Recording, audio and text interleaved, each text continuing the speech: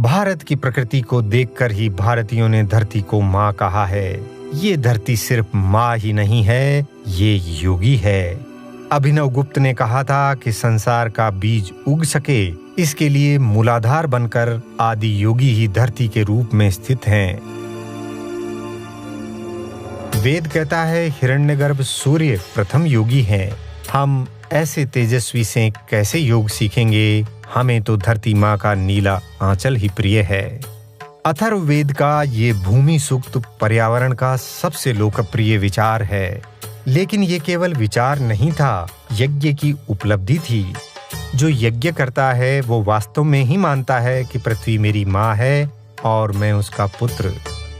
एक बार यदि कोई उस पृथ्वी सूक्त को पढ़ ले तो मैं समझता हूँ कि उसके पास हृदय नाम की कोई वस्तु होगी।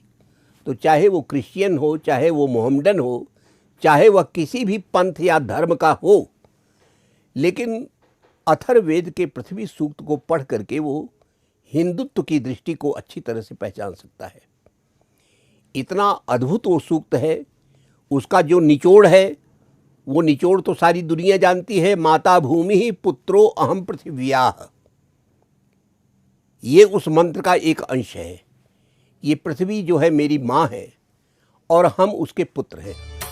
मानव सचमुच ही पृथ्वी को माँ की तरह प्रेम व आदर करने लगता है। जब हम उठे बैठें और चलें तो इस बात का ध्यान रखें कि माँ को चोट न लगे। शायद इसीलिए वनवासी वैदिक लोगों के पुरातात्विक पदचिन्ह नहीं है।